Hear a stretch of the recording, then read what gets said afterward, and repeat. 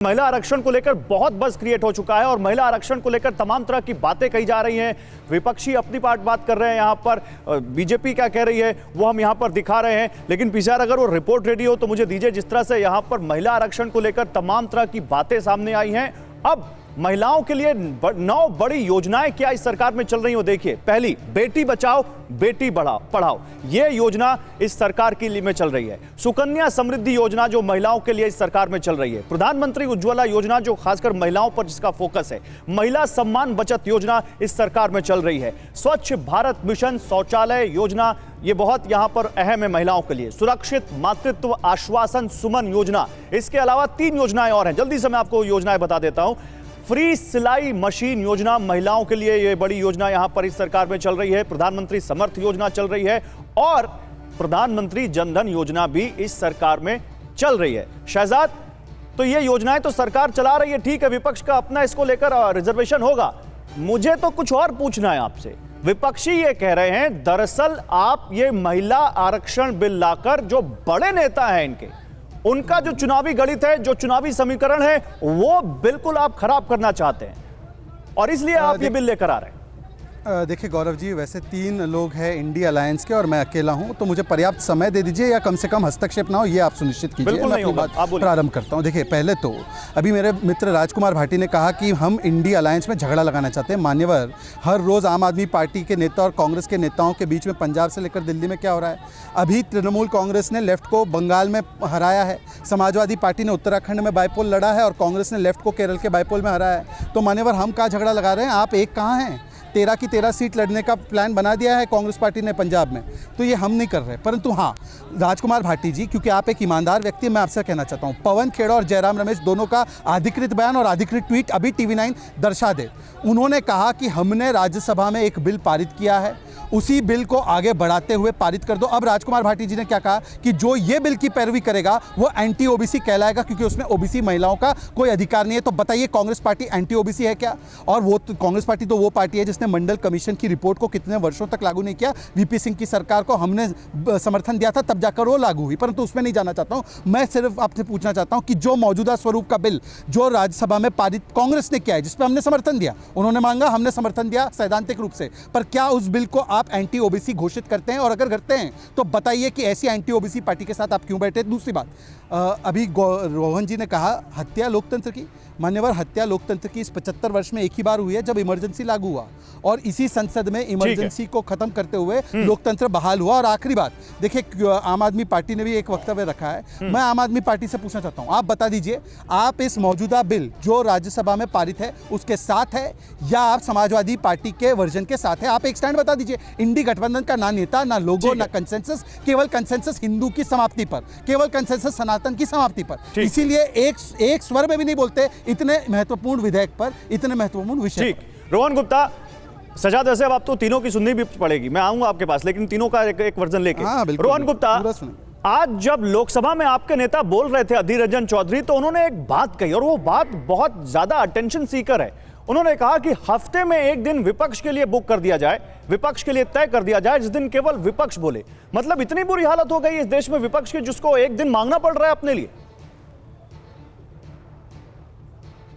बिल्कुल आपके सामने है, जिस प्रकार से एक लोकतांत्रिक प्रणाली की हत्या की, एक संसदीय प्रणाली की हत्या की है, आपके सामने। जब मणिपुर पे हम लोग मांग रहे थे कि प्रधानमंत्री जी संसद के अंदर बोले, नहीं कहा। जो 77 दिन से मणिपुर जल रहा था, प्रधानमंत्री जी संसद के बाहर बोले, संसद के अंदर नहीं बोले। और महिला की आप बात करें, पहले बताइए तो सही, आप बिल लेके आ रहे हैं कि नहीं आ रहे हैं? कौन से महिला की आप बात करें? मणिपुर में महिला के हमने जो फोटो, जो तस्वीरें देखी, पूरे देश को शर्मसार करने वाली तस्वीरें आपके राज्य में देखी। कौन से मुंह से आप महिला के अधिकार की बात करें? शर्म आनी चाहिए आपके।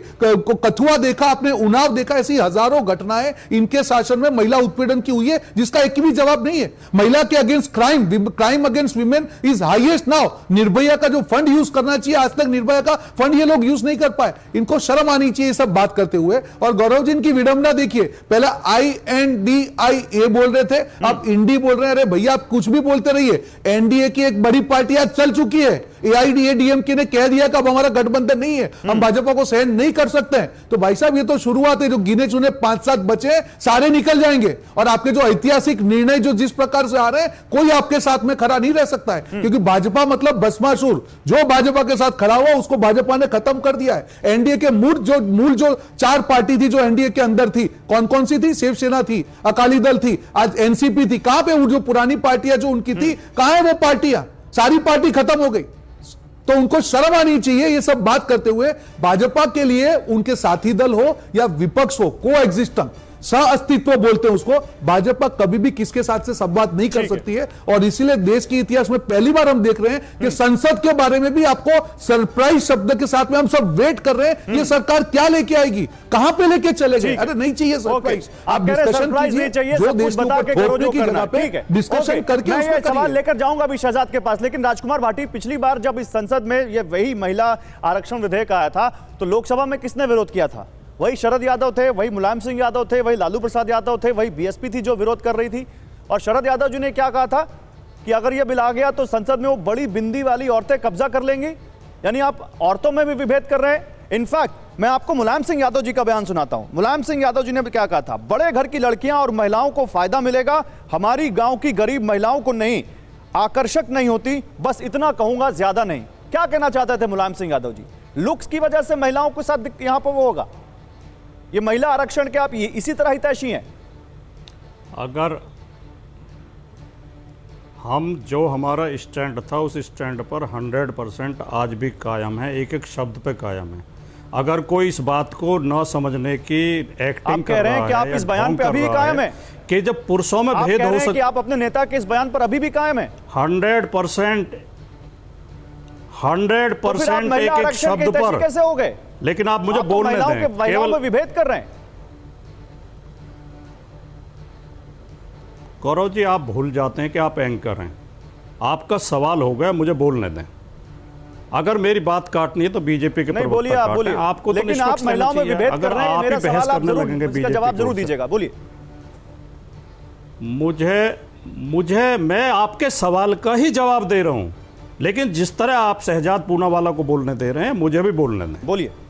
जो आप ये कह रहे हैं कि पुरुषों में तो भेदभाव होता है, पुरुषों में तो आरक्षण मान लेंगे, महिलाओं में कोई भेदभाव नहीं होता, इससे ज्यादा बड़ा ढोंग और क्या हो सकता है? और जो बीजेपी पार्टी का जो धूर्तता और चालाकी और बेईमानी है बीजेपी पार्टी की, वो उस पार्टी के प्रवक्ता के शब्दों में साफ झलक रही है। ये जिक्र कर रहे हैं कि मंडल आयोग का, अरे मंडल आयोग को लागू करने पे ही बीजेपी पार्टी ने जनता दल की सरकार गिरा दी थी। आप इतना विरोधी थे पिछड़ों के, आप हमेशा पिछड़ों के विरोधी रहे, दलितों के पिछड़ों रहे हैं, माइनॉरिटी के विरोधी रहे हैं। आपने कभी समर्थन दिल से नहीं किया इसका आरक्षण का, और आप आज भी यही चालाकी करना चाहते हैं। और एक बात बता दूं मैं स्पष्ट तौर पर, जो बीजेपी पार्टी में और इनके गठबंधन एन डेंट डी डेंट ए डेंट में जो ओबीसी और बीजेपी पार्टी अगर ये हमें इंडिया अलायंस कहेंगे, अगर ये हमें इंडिया अलायंस कहेंगे तो हम इन्हें बीजेपी पार्टी कहेंगे। अच्छा, क्योंकि उसमें भी P4 पार्टी है, A4 अलायंस है, इन्होंने ये दिमाग लगाया है, तो थोड़ा बहुत दिमाग हम भी लगाएंगे। मैंने शहजाद भी बीजेपी पार्टी और गौरव जी, थोड़ा हम इनसे ही तो सीख रहे हैं। अच्छा, इन्होंने ये कहा कि हम इंडिया अलायंस इसलिए कह रहे हैं कि A4 तो अलायंस है। हाँ, तो बीजेपी में भी P4 पार्टी है ना, तो हम भी बीजेपी पार्टी कहेंगे। ओके, तो मैं ये कहना चाहता हूं कि बीजेपी पार्टी में और इनके अलायंस में जो ओबीसी और एससी और माइनॉरिटी के सांसद हैं, अगर ये बिना इस ओबीसी का कोटा दिए लागू करने की कोशिश करेंगे, वो पहले भी विरोध में आ गए थे। उमा भारती जैसे सांसद खुल के बोले थे इसके पक्ष में, और आज भी जो ओबीसी के सांसद हैं बीजेपी के अंदर, वो खुल के आएंगे। आप अपना नुकसान कर लेंगे अगर आप इसे बिना ओबीसी का कोटा लागू किए लागू करना चाहेंगे। नहीं, लेकिन आखिरी बात ये कहते हुए, राजकुमार भाटी, अगर आप ये मानते हैं कि आरक्षण अगर आप लोग पार्टियों का नाम बिगाड़ेंगे तो हम लोगों के लिए बड़ा मुश्किल हो जाएगा यहाँ पे पार्टियों का नाम लेना, क्योंकि पता नहीं अभी नाम किस एक्सटेंट तक चले जाएंगे। शुरुआत किसने की? हाँ, लेकिन सही कह रहे हैं आप, आपके साथ कर रहे हैं तो आप उनके साथ कर रहे हैं, आपका प्रोरोगेटिव। शुरुआत किसने कर रहा आपको,